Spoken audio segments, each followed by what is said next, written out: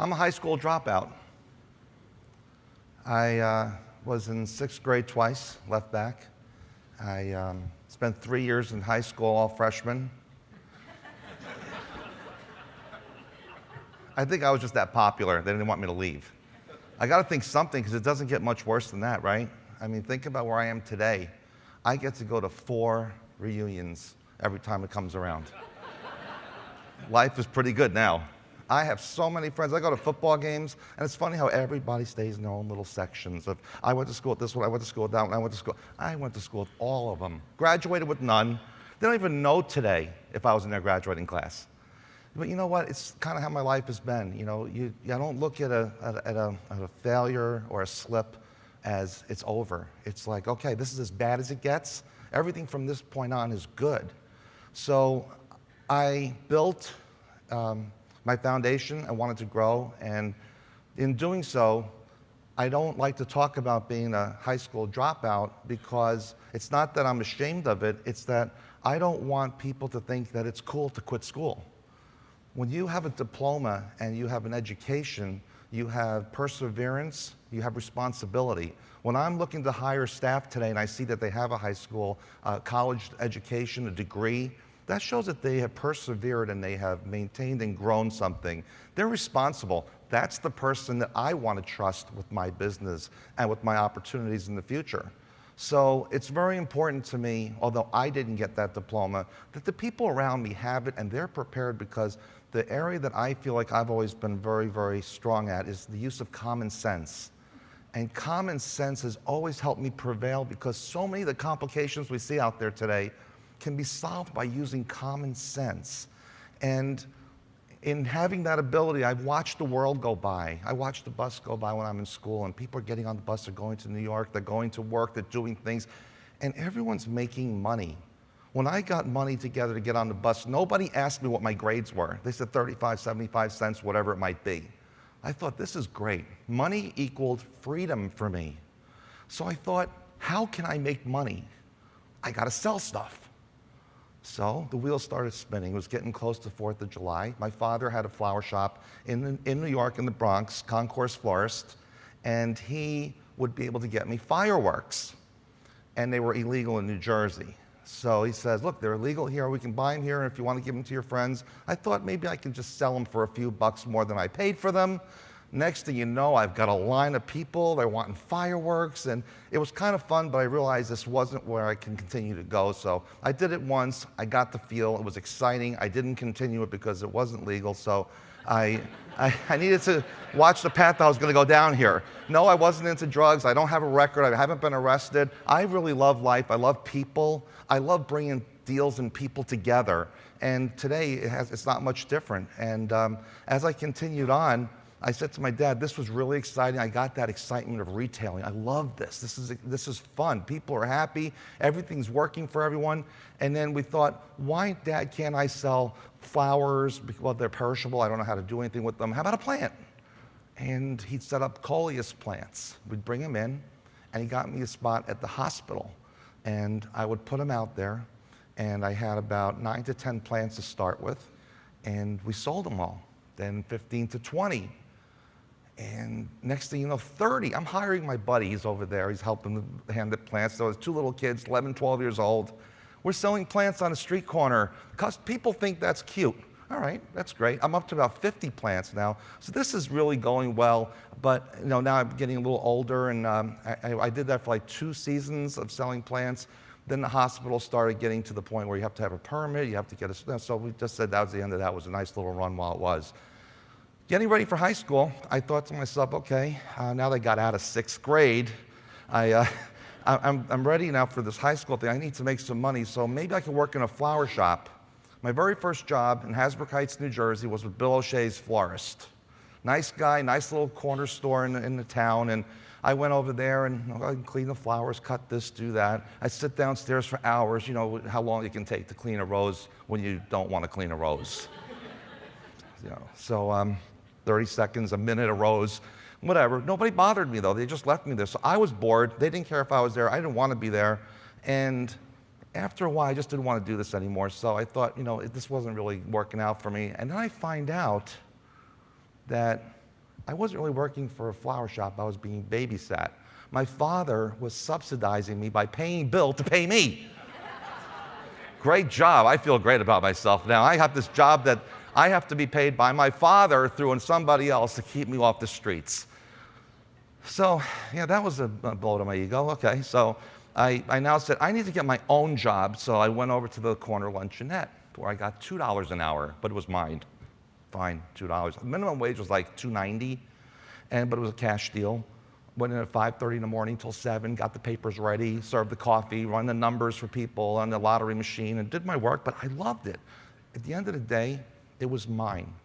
It was my $2. To this day, I don't count dollars. I count success, feeling good about what you do. The money will follow. You'll always get what you deserve. It's not about the dollars. It's about doing something that makes you feel fulfilled. And I was feeling alive. I was feeling good. I was making enough money to do some things I wanted to do, go on trips when I wanted to go on there. But, you know, it was fulfilling because it satisfied my needs outside of school where I was struggling because I was bored. I didn't understand why you had to go through so much process when I already had the answer. But the teacher's like, you failed. I said, how did I fail when I had the answer? Well, you didn't go through the process. I said, your process is too long. You don't need all that. That's the answer. You have to do it this way. I didn't want to do it that way. So back to common sense. Do we have to overcomplicate a simple process? Think about that in your own businesses today. How many times is the answer right in front of you? The customer has the answer. Ask them for it. So as that was going on, I got to about 14 years old, and I had a moped, and I wanted to better myself a little bit more. I was a big sports fan, so I got a job at Giant Stadium selling hot dogs, which means what? I get to see the game. So I couldn't get tickets because there were season ticket deals, so my dad wouldn't buy me tickets. So I got a job as a hot dog vendor, so I got to see the game, and I got to make $40 a game, which wasn't bad money back in those days, in the 70s. That was fun. I did that for a while. School was not going really well. And then I realized, gosh, you know, that's like 3 years now. I'm still sitting here. All my friends are going by. Nobody's taking me. I'm sitting here. I can't get credits. I got homerooms that change. And younger kids, people's younger brothers are coming up to me. And I need to go. I can't keep doing this. So I got my driver's license, and a new window of freedom opened up.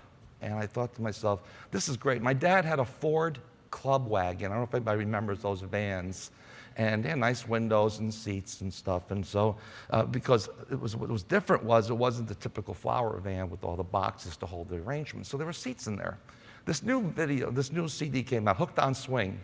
Kind of nice, nice rhythm, jazz music playing. I'm driving, I'm excited, I'm feeling good. And I kept going down the boulevard, which we do, you know, a small town, you go back and forth so people know you have a car. And I thought to myself, look at all these people waiting for that bus that's 20 minutes away.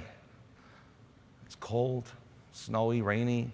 I got this nice truck with this great feeling going on inside. What if I gave them a ride to the city? It's like $1.40 to take a bus into the city. I'm going to charge $5, and I'll take them right in. I went to the stand there, and I said, anybody want to ride for the city? And all of a sudden, I said, $5. I'm in. 6 people, just to the Port Authority, 30 minutes, $30. Wow, I never made money so fast with such ease. So I went back in the city, got another group of 6 and brought them in there. I got $60 in my pocket. By 9 o'clock, I'm going to school. Not bad. So now I'm thinking like I just hit the lottery, and this is working really great, and then my father catches wind of it. Typical New Jersey Italian, little bit of a temper. Being nice about it. So I got a quick left hook from him. What in the world are you thinking? How? And I'm like, Dad, I'm making money. I'm just dropping people. And then I learned all about liability. I learned all about what if I had an accident. Of course, me, I didn't. I won't, I promise. I'll wear my seatbelt. So I learned about liability. That was it. So we realized that wasn't going to go anywhere. So my dad sold his store after 35 years in the flower industry. That's where I got this from. It's in my blood. He said, I'll get a job somewhere. I'll work part-time. Maybe you can come over and I'll teach you the business. He goes, learn a trade. You'll never be hungry. This industry has been very good to me. It's been good to my family. And I followed his lead, He taught me, he always reminded me, when you're in business, he said, make a little, sell a lot. You know, treat people the way you want to be treated, no matter what you did. And I took that advice. I worked in the shop. I started learning the industry. I made deliveries. Back in '78, when I had that big blizzard, my father and I were the only two that showed up at work, and I made deliveries in that blizzard. I was determined. So I learned it, but I wasn't really making it on $125 to $140 a week. I saw ads for courier services, independent contractors, $700 a week. Wow. Now we're talking. It's all legal, got all my stuff right. I'm gonna get a van, there's my payment, there's my income, it's whatever I wanna work, so I was ready to work. So I started delivering in the city, I went all over, was doing really well. My parents had a dream of building a home in Florida. They found a place they wanted to go to, but they were uncomfortable with us being separated. I did a lot of soul searching. You got one mom and dad. If we can be together, I don't know how long they're gonna be around. I'm very thankful today I made the decision. I lost my mom in 2001, but I had a lot of quality time with them. And I went to Florida, and I landed a job with the bus company, SCAT. Should have called a taxi. No, Sarasota County Area Transit. And I was a bus driver. I thought I got a pension. I got my first home, my mortgage for $641, which was just amazing. I couldn't be happier. Once again, I'm happy with whatever I was able to achieve. So I was doing that, and we thought, well, I got 4 days on, 3 days off. We thought maybe we'd open up a little flower shop. So we found this opening on Beneva Road, and we thought, Beneva Flowers. Great, here we are. Beneva Flowers opens up, and my parents are working it. I was driving a bus. 2 days out of the 3 off, I would work in the flower shop. And as time was going, they were getting busier and busier, and they needed more and more of me. So I had to resign from the bus company. And I go to the shop. I said, Dad, I can't come over yet. What do you mean? We're busy. We're behind. I have to sell hot dogs. He says, you have to sell hot dogs? I said, yeah. I said, there's nothing on Main Street for $5 for lunch. Everything is $8, $10, $12. What about the working guy? We need to have why is that your problem, he said. I said, because people have to eat. So I said to him, we have to do something about this because it's an opportunity. And I always loved Sabret hot dogs. Nobody knows what they are. What if I start going into this whole thing. I found out about commissaries. I got my permits. Next thing you know, I popped the umbrella up. That was the birth of Weenies on Wheels. Had my Yankee hat on, Mets shirts, New York scene. I mean, everyone was coming around talking sports, and I was having a great time. And I got a Dogaholic discount card. So if you bought 8 hot dogs, you're a Dogaholic and you got one free. And of course, I had the special punch made with a puppy dog face because you know everyone's going to try to get those punches, but they had to have the puppy dog face. So the hot dog stand was going really well, and everything was wonderful, and I was needing to help my parents more, and so I eventually sold the stand, $5,000. It's what I paid for it. It was doing about $30,000 a year in sales, $35,000. Not bad for 4 or 5 hours a day. Guy comes down from Connecticut. Yo, dude, what's up? I want a hot dog stand. And he's missing a leg. Okay? Tattoos, ponytail. That's fine. I mean, it is what it is. But I just said, understand, it's not just a hot dog stand. You got to be gourmet. It's Sarasota. People are very particular. I got to meet judges, lawyers, accountants, all kinds of people being down there. Because it was fun. I was enjoying people. And I said to him, be clean, keep it nice. You have to be very presentable. They want and expect gourmet, even though you're selling hot dogs. So he would continue to have his ponytail, his tattoos showing. He's on a bench, no leg. I'd come down and see him. Where's your leg? He's in the car. Will you please put your leg on? Seriously. Are you hustling for money or are you selling hot dogs? You want people to feel sorry for you? It's not very clean. It's not, I mean, put your leg in. All right. Puts his leg in, and then and things are just not working out, right? So he's going on, and as time went on, he was selling 35 dogs a day. I was doing about 125. He says, this just isn't what I expected it to be. So I said, I'm sorry. I said, but I sold hot dogs. You want to sell meatballs? You want to do all this other stuff, and you need to clean up. Well, eventually, as time went on, he moved to Bradenton, and that was it. This, people said, "My gosh, you have a great business here. This is amazing." So I sold it, and people said, "Yeah, we heard," and we come down and we see him, and every time we see him, he says, "Yeah, he bought the business," and we said, "Was it expensive?" He said, "I paid an arm and a leg for it. I'll tell you that right now." I said, "Let me just tell you something. At $5,000, if you paid an arm and a leg for that, you still owe me." Thank you.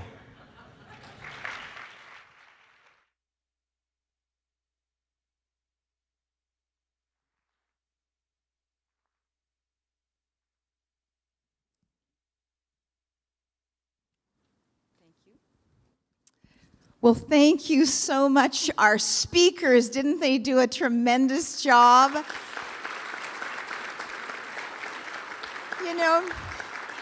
It's what they say. You hear a little bit about the rest of the story.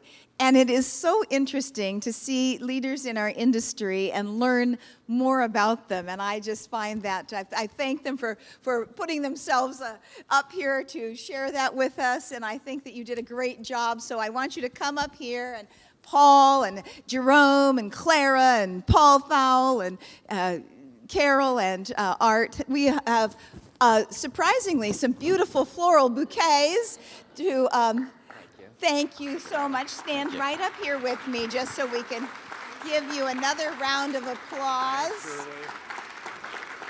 There you go. Stay put. Thank you, Renato. All right. There you go. Now, someone has to take a picture of this tremendous class before they go down because they look so fantastic. And I have to tell you, I learned something from every one of you that is a takeaway for life. So thank you so much for sharing that with us. Take a couple of pictures, and we appreciate the work that you did to do that. Thank you so much. All right. Okay, you are now excused from class. Thank you.